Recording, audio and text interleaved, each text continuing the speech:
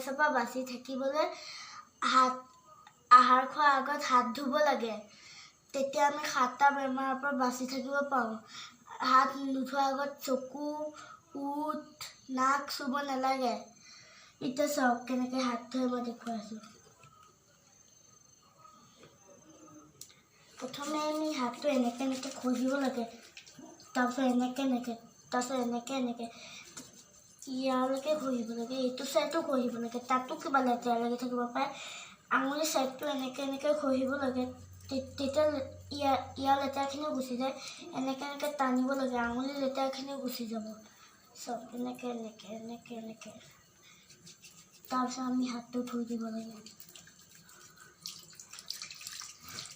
এনেকৈ আমি ইণ্ডিয়াখনক কৰোণা ভাইৰাছৰ পৰা বাচিবলৈ এনেকৈ হাত ধুই থাকিব লাগে।